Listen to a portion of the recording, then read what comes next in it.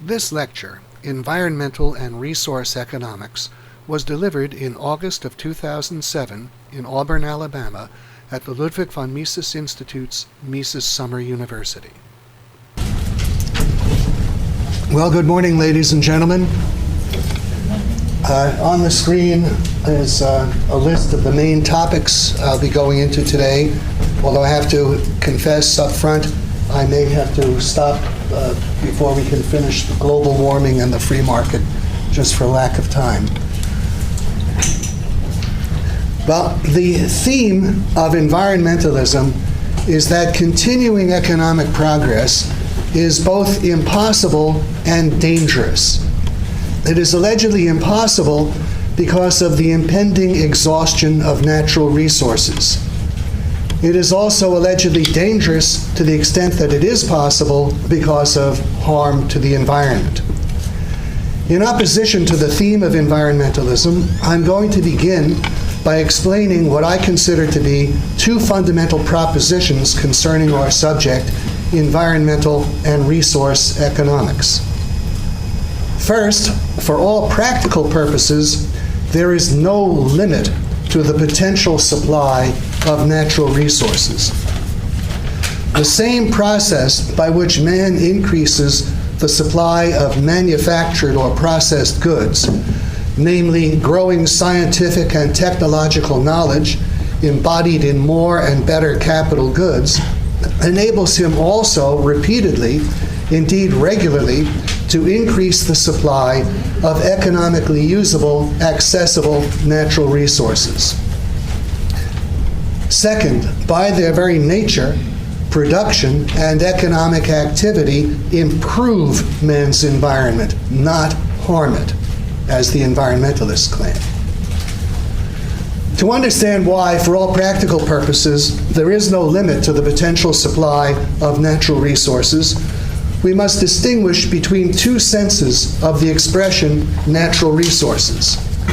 First, there are natural resources provided by nature, as provided by nature. And second, there are natural resources originally provided by nature to which man's productive activity has given the character of goods and wealth. I term these latter economically usable, accessible natural resources. This distinction is rarely made. Typically, it is assumed simply that natural resources come straight from nature, and that man's only connection with them is to use them up, without being able to replace them. Thus, man allegedly produces merely products, such as automobiles and refrigerators, and in the process consumes irreplaceable supplies of nature-given goods, such as iron ore and petroleum.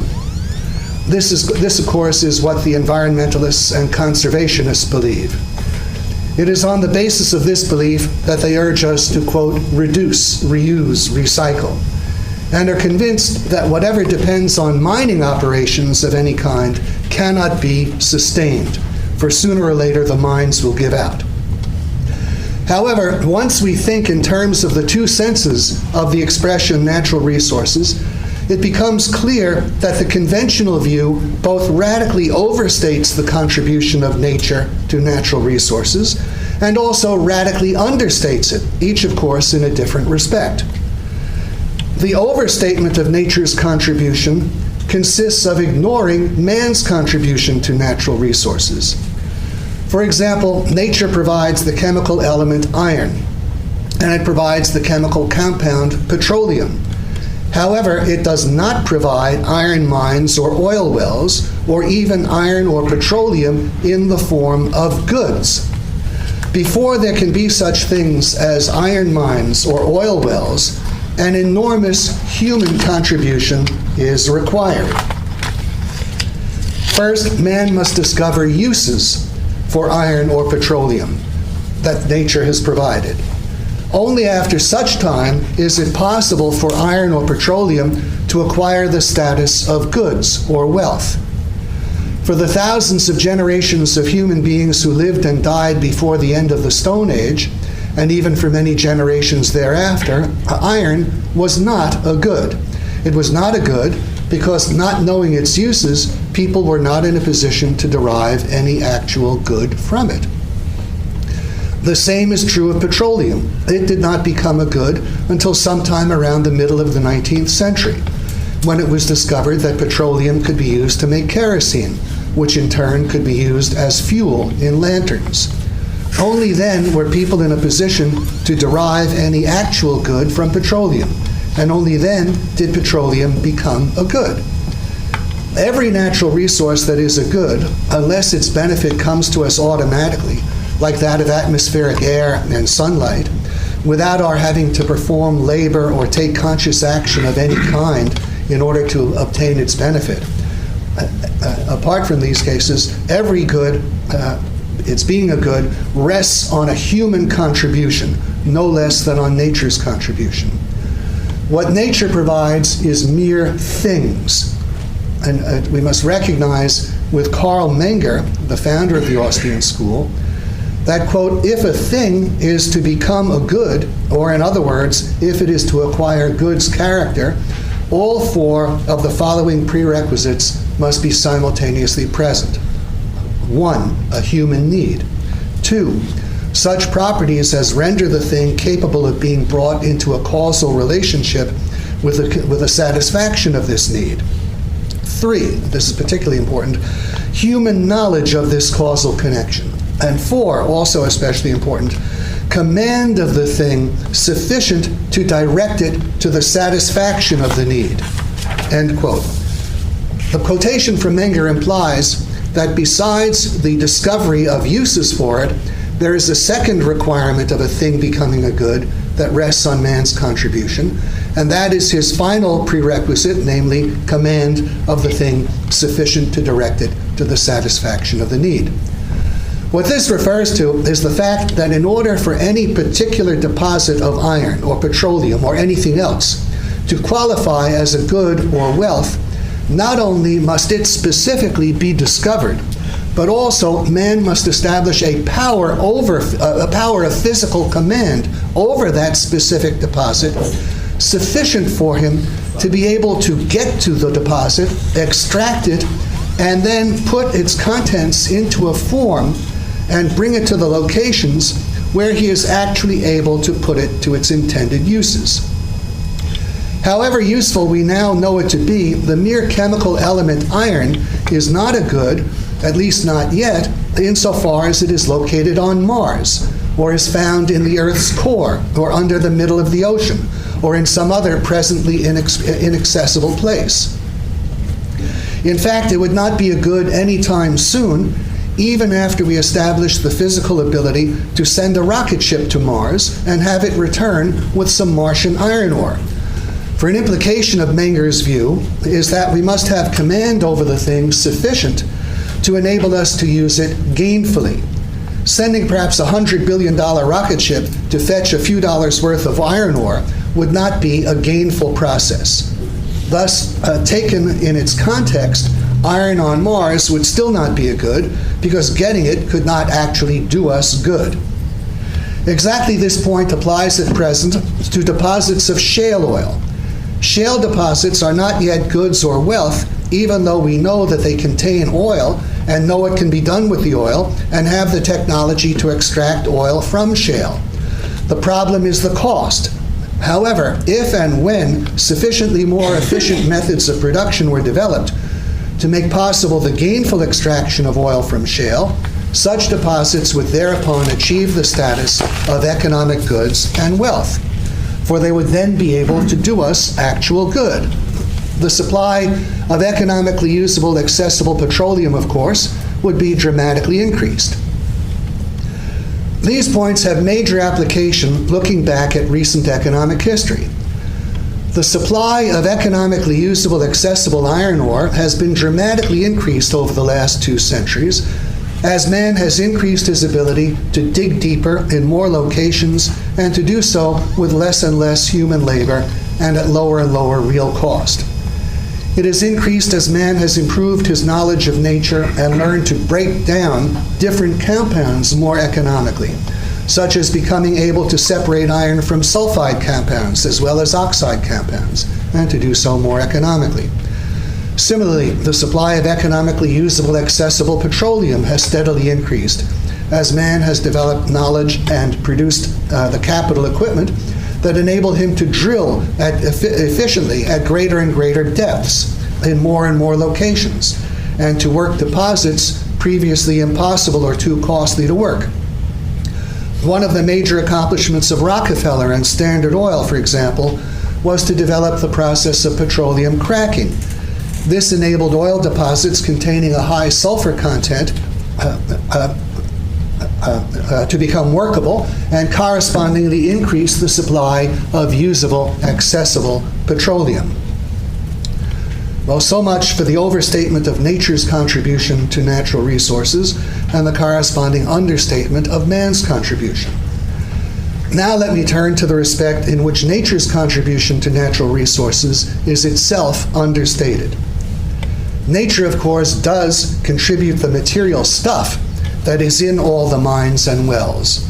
It contributes all the chemical elements and compounds. However, its contribution of chemical elements and compounds is hardly limited to the quantities that reside in what man has thus far been able to make into goods in the form of mines and wells and the like. Nature's actual contribution of natural resources is immensely greater than this. In fact, it comprises the totality of matter and energy in every form, known and or as yet unknown, that exists in the earth, and indeed, to be strictly accurate, in the entire universe. As I said on a previous occasion, even if we limit our horizon exclusively to the planet Earth, which certainly need not be our ultimate limit, the magnitude of natural resources supplied by nature is mind-bogglingly huge. It is nothing less than the entire mass of the Earth and all of the energy that goes with it, from thunderstorms in the atmosphere, a single one of which discharges more energy than all of mankind produces in an entire year, to the tremendous heat found at the Earth's core in millions of cubic miles of molten iron and nickel.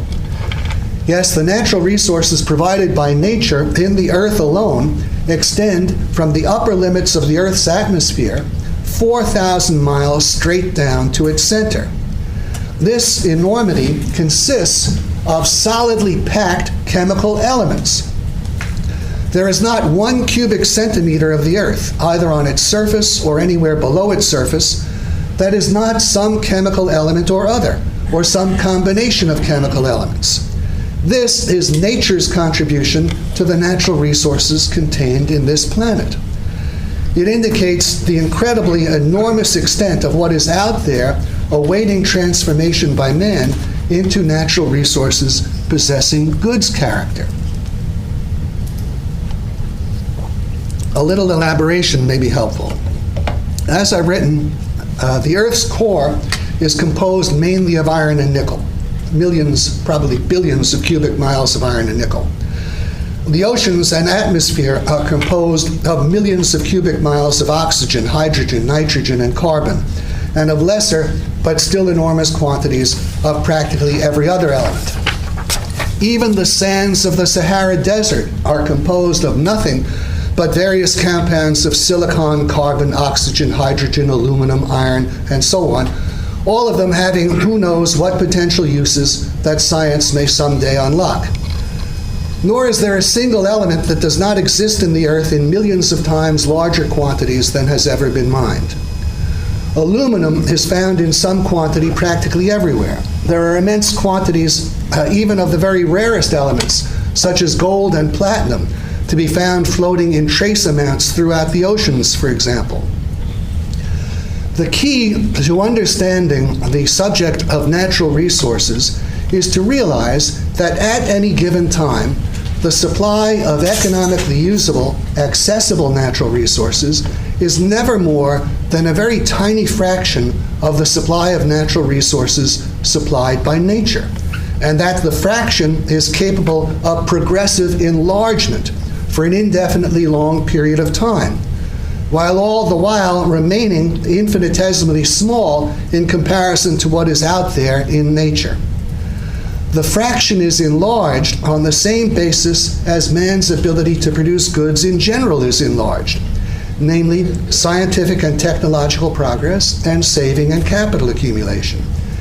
These provide growing knowledge of and physical power over nature, and thereby enable man to convert a larger and larger portion of nature into economically usable, accessible natural resources. To judge how early we still are in this process, it should be realized that despite all of the progress of the last 2 centuries or more, all of our mining efforts are still confined almost entirely within the 30% or so of the Earth's surface that is land, and in depth are still measured in feet rather than in miles. The technology and the capital equipment that will break through these barriers are already on the horizon, and provided that their development is not thwarted by environmentalism or by government intervention otherwise inspired, clearly have the potential to enlarge the supply of economically usable, accessible natural resources in the centuries to come, far beyond anything we have been able to achieve up to now. Advances in fiber optics and robotics have the potential to open up to mining operations the 70% of the Earth's surface that is beneath the oceans. Those and related advances that would make it possible to mine on land at depths of several miles instead of the presently much more limited depths would also expand the fraction of the Earth's mass accessible to and usable by man far beyond anything that has existed up to now, with a corresponding enlargement in the supply of minerals of all kinds. I think it is important to realize just how modest present-day mining operations are in comparison to the size of the Earth. I've gathered some important empirical data on the subject. For example, total global production of petroleum is approximately 30 billion barrels per year. Each barrel of petroleum measures approximately 0.16 of a cubic meter. This means that in terms of cubic meters, the physical volume of all the petroleum extracted in the world in a year is 0.16 times 30 billion, which is 4.8 billion cubic meters. Since 1,000 meters equals 1 kilometer, a billion cubic meters translates into a mere 1 cubic kilometer. So the physical volume of total annual global petroleum production is presently 4.8 cubic kilometers. And because 1 cubic kilometer equals approximately 4.17, because 1 cubic mile equals approximately 4.17 cubic kilometers, this means that all of the world's petroleum production in a year represents about 1.15 cubic miles. All by itself, this is enough to suggest that total global mining operations are extremely small relative to the size of the Earth, which is 1.1 trillion cubic kilometers, or approximately 260 billion cubic miles. This conclusion is confirmed when one considers the global annual production of other important minerals, such as iron ore, coal, aluminum, and natural gas. Global iron ore production was approximately 1.16 billion metric tons in 2003, the most recent year for which I have data. The density of iron ore varies between approximately 4 metric tons per cubic meter and 5 metric tons per cubic meter, depending on the type of the ore. Using the lower figure of 4 metric tons per cubic meter and dividing it into the total of 1.16 billion metric tons of ore produced, the total cubic volume of iron ore production in 2003 would be 290 million cubic meters, which is 0.29 cubic kilometers, or 0.07 cubic miles. Because much of the ore extracted has a higher density, the actual physical volume of iron ore extracted was considerably less than 0.07 cubic miles. Global coal production in 2004 was 2.73 billion metric tons. Since the density of coal is roughly 1.3 metric tons per cubic meter, the physical volume of the coal extracted was about 2.1 cubic kilometers, or about 0.5 of a cubic mile. The situation is similar in the case of aluminum and natural gas. If we add up all of the cubic volumes, they total 11.96 cubic kilometers, or 2.87 cubic miles. To allow both for the mining of everything else and for any extractions we may have overlooked in connection with the items we've considered, let's just assume the nice round number, greatly larger than what we've indicated, the nice round number of 100 cubic kilometers, or roughly 24 cubic miles, as representing all the current mining operations combined on an annual basis for the world as a whole. In a tolerably free, rational society, motivated human intelligence is easily capable not only of continuing man's ability to extract the volume of useful materials from the earth, but also to substantially increase it. If the present annual volume of such extractions were merely to continue, it could do so for at least the next 100 million years. By that time, a total of 10 billion cubic kilometers, or roughly 2.4 billion cubic miles of earth would have been extracted, which would represent a little less than 1% of the Earth's total physical volume. If economic progress in coming centuries serves to increase the annual rate of extractions by a factor of 100, then mining operations could continue on that vastly larger scale for 1 million years before 1% of the Earth's volume had been extracted. The exhaustion of usable, accessible natural mineral deposits is simply not a problem for an economy as free as that of the United States was until just about 2 generations ago. I turn now to the second proposition, namely that by their very nature, production and economic activity improve man's environment. This proposition follows from the fact that physically the world consists of nothing but solidly packed chemical elements, and that from the perspective of physics and chemistry, all of production and economic activity consists merely of changing the combinations and locations of the various chemical elements. The production of automobiles or refrigerators, for example, entails the movement of some part of the world's supply of the element iron from such locations as the Mesabi Range in Minnesota to places all across the country and the world.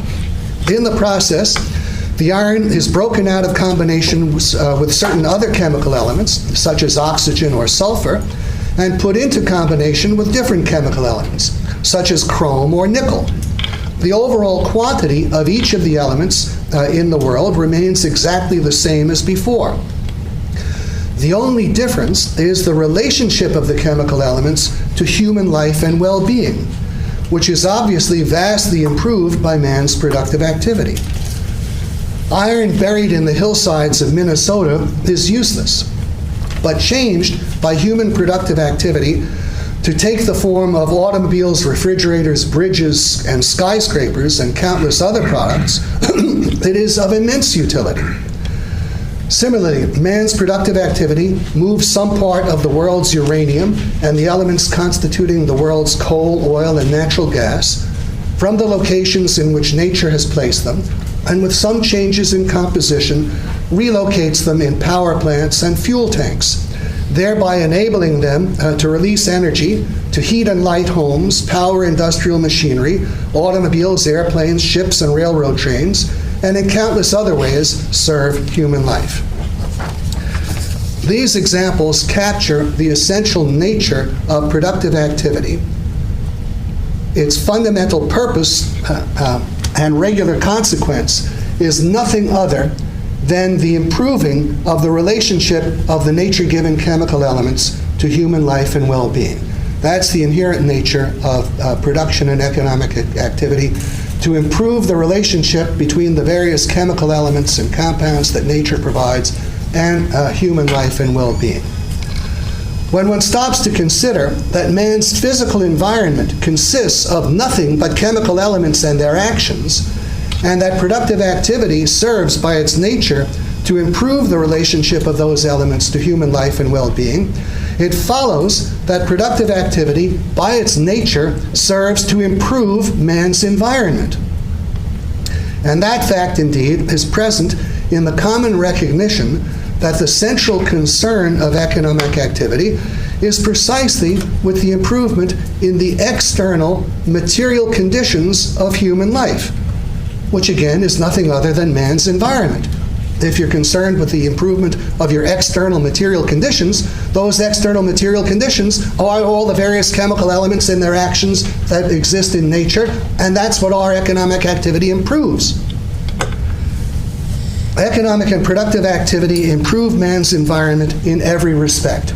As I've written, to live, man needs to be able to move his person and his goods from place to place. If an untamed forest stands in the way, such movement is difficult or impossible. It represents an improvement in his environment, therefore, when man moves the chemical elements that constitute some of the trees of the forest somewhere else and lays down the chemical elements brought from somewhere else to constitute a road. It is an improvement in his environment when man builds bridges, digs canals, opens mines, clears land, constructs factories and houses, or does anything else that represents an improvement in the external material conditions of his life. All of these things represent an improvement in man's material surroundings, his environment. All of them represent the rearrangement of nature's elements in a way that makes them stand in a more useful relationship to human life and well-being. Man improves his environment by adapting it to himself. The environmentalists, of course, do not see things this way. In their view, production and economic activity represent systematic harm to the environment. That is because, to them, the environment is not the surroundings of man deriving its value from its relationship to man, but nature in and of itself, deriving its value from itself, i.e., allegedly possessing intrinsic value.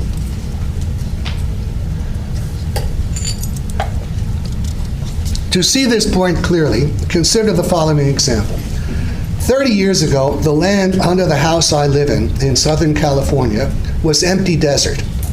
Had I wanted to sleep in the same location that my bedroom now stands on, I would have had to bring a sleeping bag, take precautions against rattlesnakes, scorpions, and coyotes, and hope I could find a place for my sleeping bag such that I wouldn't have rocks pressing into my body. If it rained, I would get wet. If it was cold, I would be cold. If it was hot, I would be hot. Going to the bathroom would be a chore. Washing up would be difficult or impossible. How incomparably better is the environment provided by my house and my bedroom. I sleep on a bed with an inner spring mattress. I don't have to worry about snakes, scorpions, or coyotes. I'm protected from the rain, the cold, and the heat by a well-constructed house with central heating and air conditioning. I have running water, hot and cold, a flush toilet, a sink, a shower, and a bathtub. In fact, more than one of all of these things. And I have electricity and most of the conveniences it makes possible, such as a television set, VCR, and CD and DVD players. It's obvious to me that the existence of my house constitutes an enormous improvement in my environment compared with living at the same location on the bare ground, and that the same is true of the existence of virtually all houses in relation to the environment of their occupants. It's further obvious to me that the process of improving the environment in this way starts with developers and contractors who bring in bulldozers and other heavy construction equipment to clear the tops of hills, level and compact the land, build streets and utility connections, and construct houses. The environmentalists, of course, describe the exact same process of development and construction as harming the environment. Why? Because in their view, hillsides and empty land, as it exists in a state of nature, together with its wildlife, have intrinsic value. And those alleged intrinsic values are allegedly harmed by development and construction. In other words, the harm the environmentalists complain about in such cases is harm only from a non-human, indeed anti-human perspective. And here is one of the very clearest statements of the doctrine of intrinsic value to be found anywhere, along with some leading implications. This, man's remaking of the earth by degrees, makes what is happening no less tragic for those of us who value wildness for its own sake, not for what value it confers upon mankind. I, for one, cannot wish upon either my children or the rest of Earth's biota, his brother worm, I guess, a tame planet, be it monstrous or, however unlikely, benign. McKibben is a biocentrist, and so am I. We are not interested in the utility of a particular species or free-flowing river or ecosystem to mankind. They have intrinsic value, more value, to me, than another human body or a billion of them. Human happiness, and certainly human fecundity, are not as important as a wild and healthy planet. I know social scientists who remind me that people are part of nature, but it isn't true. Somewhere along the line, at about 1 billion years ago, maybe half that, we quit the contract and became a cancer. We have become a plague upon ourselves and upon the earth. He goes on, it is cosmically unlikely that the developed world will choose to end its orgy of fossil energy consumption and the third world its suicidal consumption of landscape. Until such time as Homo sapiens should decide to rejoin nature, some of us can only hope for the right virus to come along. End quote. This quotation appeared back in 1989 in a prominently featured Los Angeles Times book review of McKibben's The End of Nature. Now, the doctrine of intrinsic value and its anti-human perspective permeates environmentalism. It is especially prominent in the continuous denunciations of mankind for destroying various species of animals and plants. The truth is that man's actions with respect to the various animal and plant species have radically improved his environment. He's enormously increased the populations of those species that are of benefit to him, such as cattle, sheep, chickens, pigs, horses, and cats and dogs. These species benefit him variously as food, as means of transportation, and as pets. At the same time, he's greatly improved all of these species through scientific breeding. Obvious examples are Holstein cattle and Persian cats and toy poodles. At the same time, man has radically reduced the populations of species that are harmful to him, such as wild beasts, rats, lice, and other vermin. In the vegetable kingdom, he's radically enlarged such plant species as wheat, rye, barley, corn, and all of the various fruits and vegetables he consumes, as well as the flowers he enjoys. As in the animal kingdom, he's greatly improved the various species and created varieties that would not otherwise exist. American beauty roses, for example, do not exist in nature. To make way for the greater presence of the forms of plant life that benefit him, man exterminates weeds. Sometimes an animal or plant species that are neither particularly beneficial nor particularly harmful may be in danger of being eliminated. This can happen where the members of the species are of too little value to make it worthwhile to anyone to preserve them, or those who might find it worthwhile to preserve them are prevented from doing so. Buffalo, whales, alligators, and elephants are or have been in this category. In these particular cases, there would probably be no danger of extinction if private ownership of such animals could be established. In that case, it would probably pay to preserve sufficient numbers to supply markets for their products. For example, elephant tusks for ivory and alligator hides for leather. However, even if these species were lost, it would be a relatively insignificant matter in comparison with the overwhelming good that has been achieved by the increase and improvement of the animal and vegetable species I named earlier. Essentially, what man has accomplished with respect both to animals and plants is not the destruction of species, but the enormous increase in the members of those species that benefit him and the enormous decrease in those species that harm him. In other words, he has succeeded in greatly changing the balance of nature in his favor. This is a leading aspect of his improvement of his environment. Just as it is a better environment to live in a modern house rather than to live on the bare ground, so too it is a better environment to live in a land filled with farms devoted to raising abundant supplies of crops and domestic animals than to live in jungles filled with mosquitoes, poisonous snakes, and wild beasts. I meant to say rainforests. Going further, in rebutting environmentalism, production and economic activity also improve man's environment with respect to the quality of the water he drinks and the air he breathes. Clean water is to be found precisely in the advanced industrial economies of the world, not in the pre-industrial third world countries. This is because it takes the ability to produce such things as large quantities of low-cost pipe and chemical treatment facilities in order to bring clean water to large numbers of people. The third world countries lack this productive ability. Everyone in the United States who lives near the Mexican border can easily confirm this, simply by asking himself where he would prefer to drink the tap water and why. Similarly, one can ask whether it is preferable to drink the tap water in Europe or in Africa, in Japan or in India. The advances in production and economic activity represented by industrialization have improved air quality no less than water quality.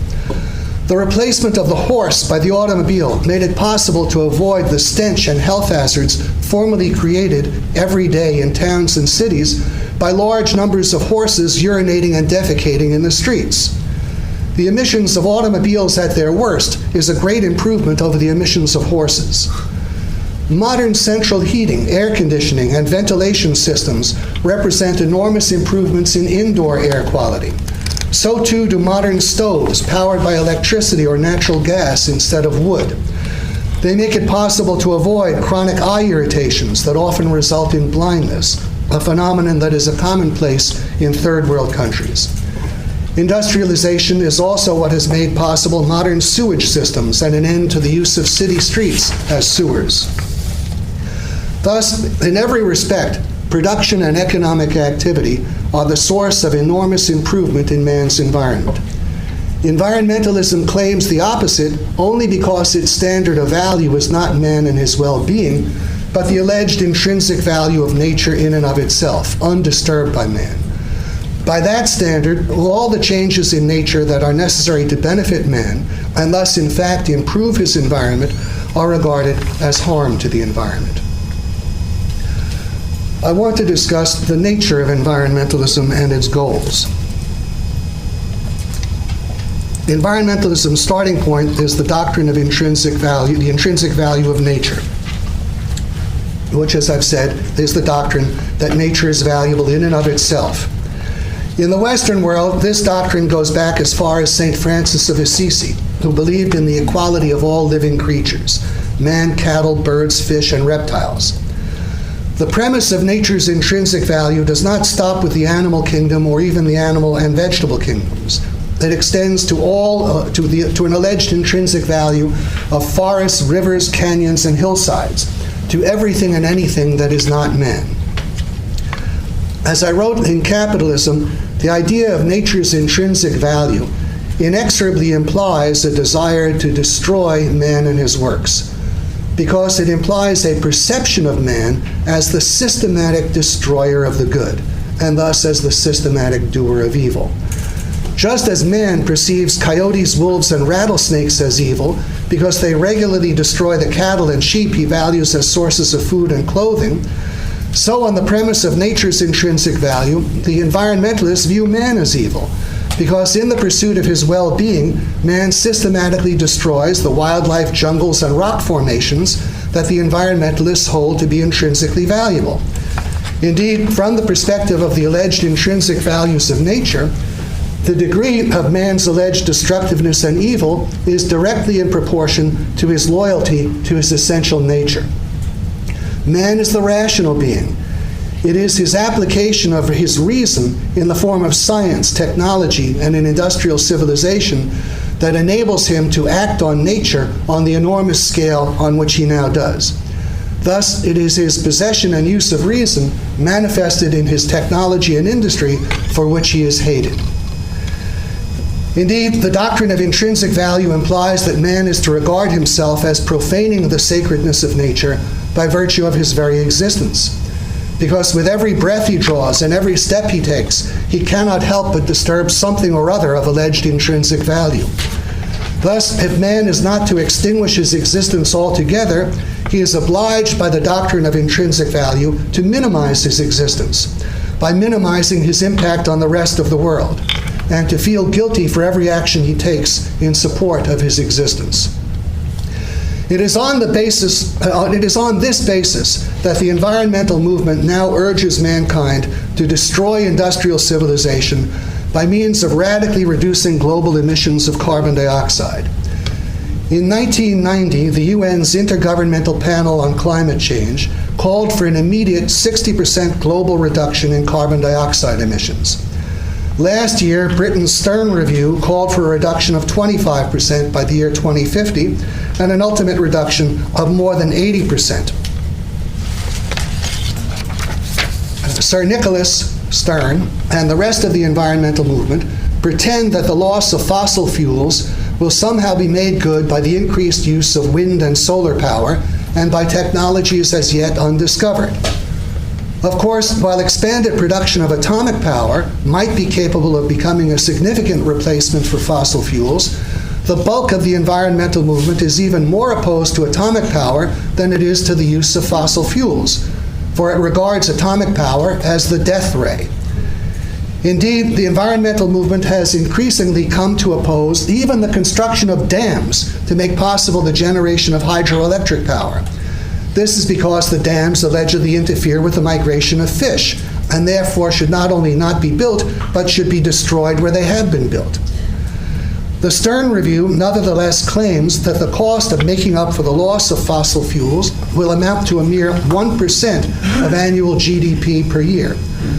One may wonder if this estimate is arrived at on the basis of an assumption akin to a highly efficient prayer machine being developed that will be capable of arranging miracles on demand, such as sunlight being available at night or wind always being present. It's not absolutely impossible that wind and solar power might someday become major sources of power. One of the things that would be necessary would be the ability to store large amounts of power at a low cost, either by means of the use of storage batteries or in some other way. That would go a long way toward solving the problem of wind and sunlight not always being present. Of course, if wind and solar power ever did become commercially viable on a large scale, it would be necessary for the environmentalists not to turn to attacking them because of such things as the problems of disposing of large quantities of disused storage batteries, and of birds being killed by rapidly rotating windmill blades, or being blinded by the reflection of sunlight from solar panels. It would also be necessary for the environmentalists to be willing to tolerate views of the countryside being spoiled by large numbers of windmills and vast expanses of solar panels. If and when wind and solar power ever become commercially viable on a large scale, they will not require government help in any form in order to succeed. They will make their way in free competition. But if that day were ever to come, I'm confident that the intrinsic value doctrine would lead the environmental movement to attack them in the same way that it attacks all other large-scale human impacts on the environment and the means required for those impacts occurring. The logic of the intrinsic value doctrine makes the environmental movement fundamentally opposed to large-scale energy production in any form whatever. Wind and solar power no less than fossil fuels and atomic power, if their day should ever come. Its goal is to throttle energy production as such, not just this or that particular kind of energy production.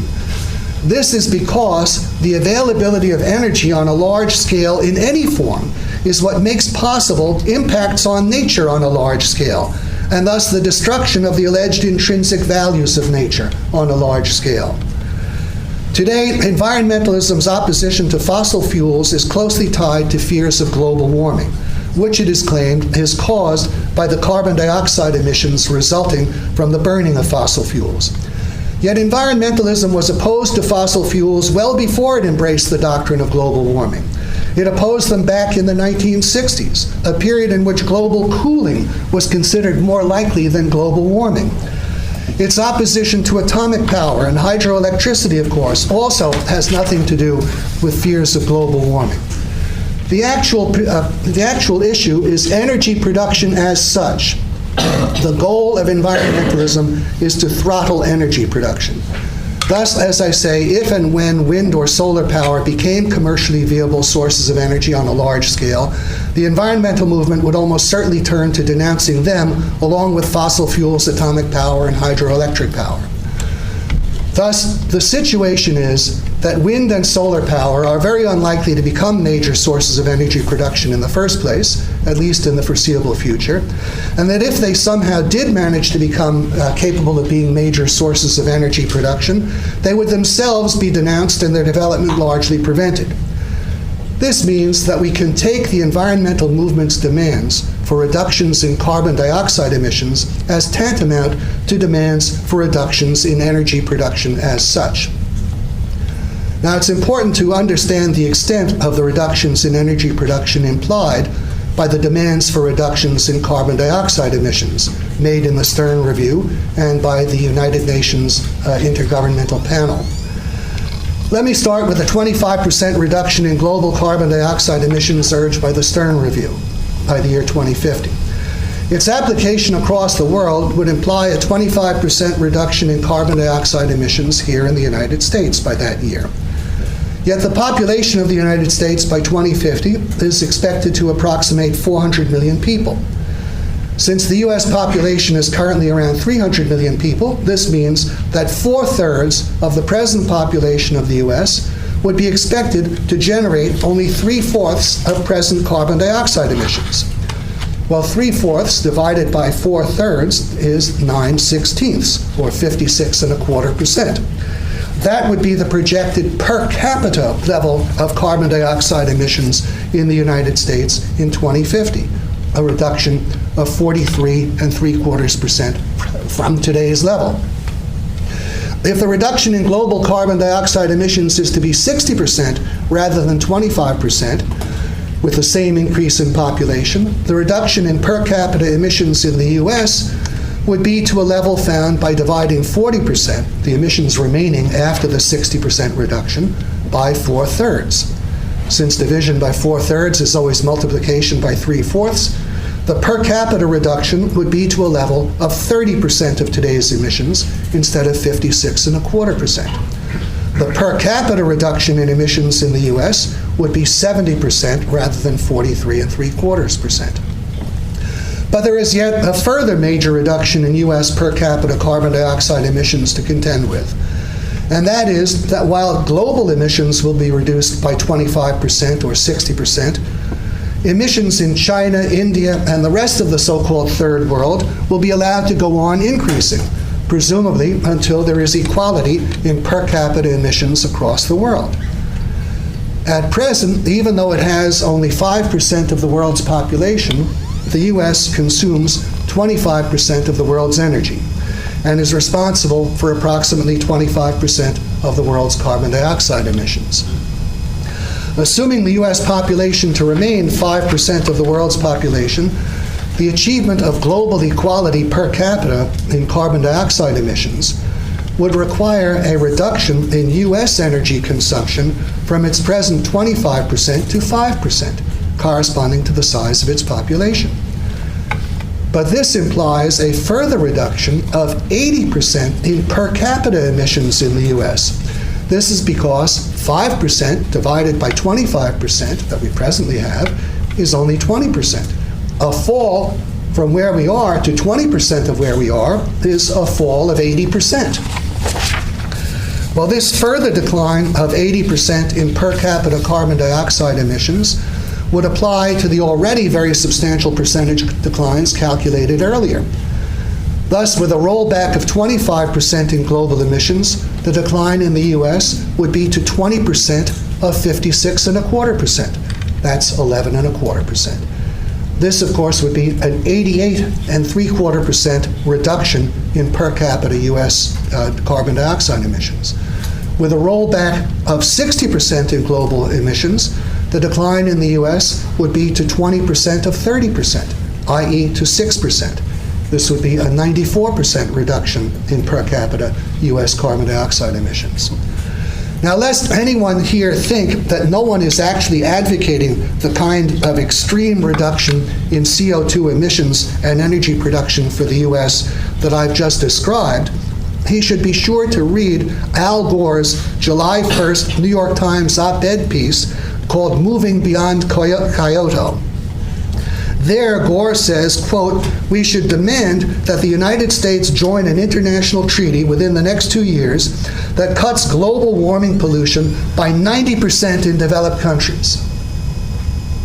That means in this country. He wants to cut our carbon dioxide emissions by 90%, and pretty soon.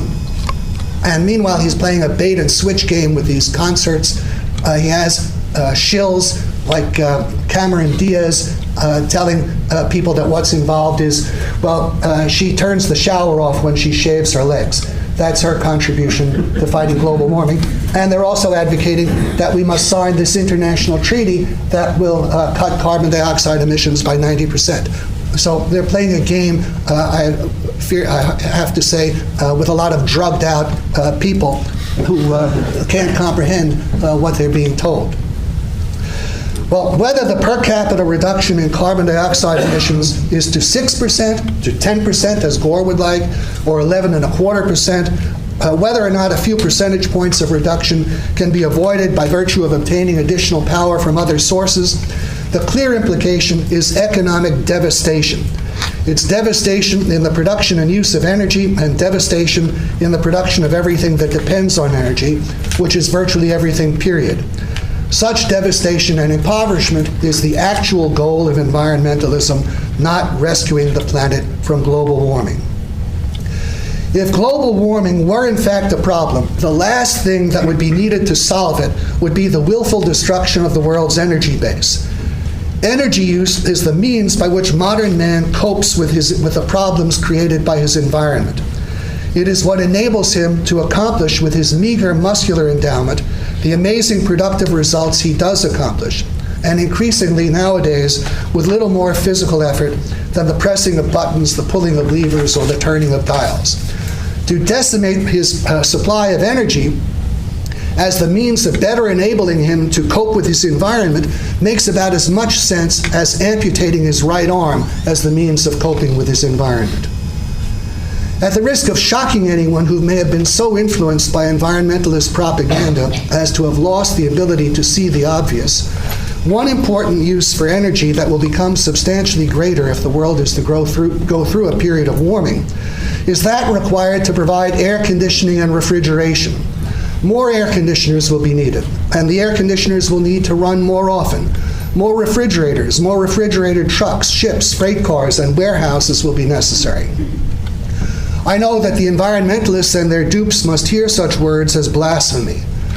To the environmentalist way of thinking, coping with global warming requires the abandonment of air conditioning and refrigeration, or at least the far greater part of it, because they entail the discharge of carbon dioxide into the atmosphere. Well, this matter of the role of air conditioning and refrigeration in coping with global warming represents a much wider and more profound issue, namely the difference between the common sense perspective of the individual and the convoluted perspective of collectivism. From the perspective of an individual who wants to live and work in a pleasant temperature despite oppressive heat outdoors, and who wants to keep his food and beverages fresh, air conditioning and refrigeration are the obvious answer. However, environmentalism cares nothing for the perspective of the individual.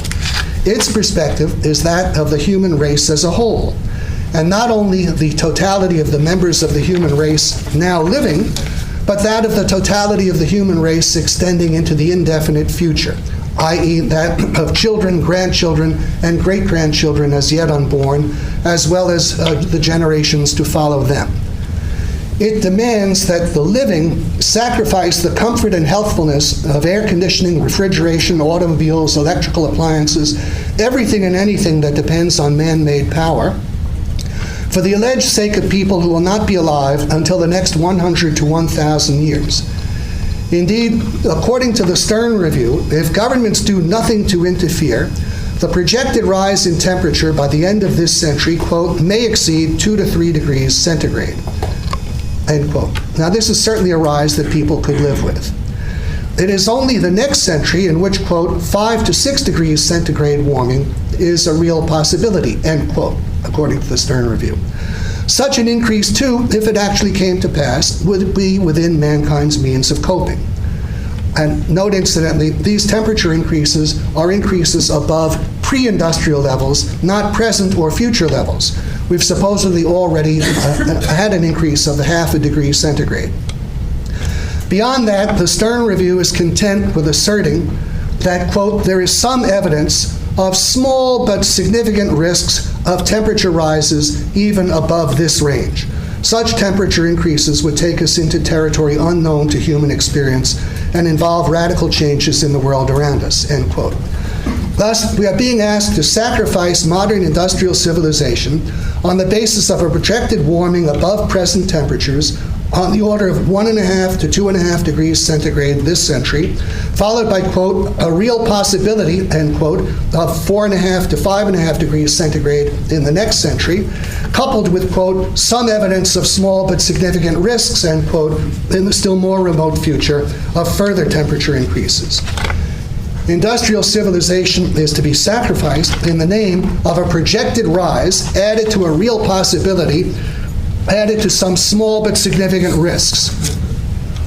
This may sound like a compelling case to the likes of Al Gore, but it certainly isn't for anyone capable of weighing the alternatives. In answer to such insanity, it must be stressed that even if global warming at the levels projected turned out to be a fact, which is far from certain, the free citizens of an industrial civilization, as I wrote in Capitalism, would have no great difficulty in coping with it. That is, of course, if their ability to use energy and to produce is not crippled by the environmental movement and by governmental controls otherwise inspired. The seeming difficulties of coping with global warming or any other large-scale change arise only when the problem is viewed from the perspective of government central planners. It would be too great a problem for government bureaucrats to handle, as is the production even of an adequate supply of wheat or nails, as the experience of the whole socialist world has so eloquently shown. But it would certainly not be too great a problem for tens and hundreds of millions of free-thinking individuals living under capitalism to solve. It would be solved by means of each individual being free to decide how best to cope with the particular aspects of global warming that affected him. Individuals would decide, on the basis of profit and loss calculations, what changes they needed to make in their businesses and their personal lives in order best to adjust to the situation. They would decide where it was now relatively more desirable to own land, locate farms and businesses, and live and work, and where it was relatively less desirable, and what new comparative advantages each location had for the production of which goods. Factories, stores, and houses all need replacements sooner or later. In the face of a change in the relative desirability of different locations, the pattern of replacement would be different. Perhaps some replacements would have to be made sooner than otherwise. To be sure, some land values would fall and others would rise. Whatever happened, individuals would respond in a way that minimized their losses and maximized their possible gains. The essential thing they would require is the freedom to serve their self-interests by buying land and moving their businesses to the areas rendered relatively more attractive, and the freedom to seek employment and buy or rent housing in those areas. Given this freedom, the totality of the problem would be overcome. This is because under capitalism, the actions of the individuals and the thinking and planning behind those actions are coordinated and harmonized by the price system. As a result, the problem would be solved in exactly the same way that tens and hundreds of millions of free individuals have solved much greater problems than global warming, such as redesigning the economic system to deal with the replacement of the horse by the automobile, the settlement of the American West, the release of the far greater part of the labor of the economic system from agriculture to industry. The most important principle to keep in mind here, as I wrote in Capitalism, is that whether global warming comes or not, it is certain that nature itself will sooner or later produce major changes in the climate. To deal with those changes, and virtually all other changes arising from whatever cause, man absolutely requires individual freedom, science, and technology. In a word, he requires the industrial civilization constituted by capitalism.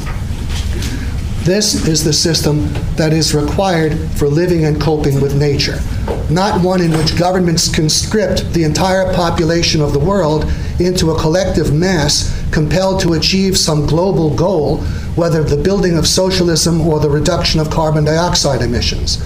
Collectivism, socialism, is a failed, dead economic system.